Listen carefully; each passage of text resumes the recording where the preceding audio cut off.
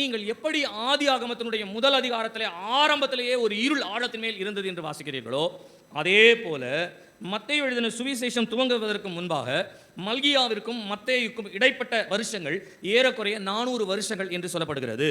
இந்த 400 வருஷங்களை சரித்திர ஆராய்ச்சியாளர்கள் சொல்லுகிறார்கள், வேத ஆராய்ச்சியாளர்கள் இட்ஸ் a டார்க் பீரியட் என்று சொல்லுகிறார்கள், இருண்ட காலம் என்று சொல்லுகிறார்கள். ஏனென்றால் இந்த இருண்ட காலத்திற்குள்ளே எந்த தீர்க்க தரிசிகளும் வந்ததாகவோ தீர்க்க தரிசனங்கள் சொன்னதாகவோ தேவன் மனிதனோடு இடைப்பட்டதை குறித்ததான சில சம்பவங்கள் எழுதப்படுகிறதாகவோ எந்த காரியமும் இல்லை. அப்படி எழுதப்பட்டவைகள் எல்லாம் ஏதோ ஒரு மனுஷனை சார்ந்து முக்கியப்படுத்தி வந்தபடியினாலே அவைகளை தள்ளுபடியாகமாய் தள்ளிவிட்டார்கள். ஆனால் இந்த 400 வருஷம் எப்படி இருக்கிறது என்று சொன்னால் வேதாகம சரித்திரத்தில் அது இருண்ட காலம் என்று சொல்லப்படுகின்றது. இந்த இருண்ட காலத்திற்குள்ளே தான் சில சூழ்நிலைகள் எல்லாம் வளர ஆரம்பித்தது. அந்த வளர ஆரம்பித்தவைகளிலே ஒரு பகுதியை நான் உங்களுக்கு சொல்லுகின்றேன்.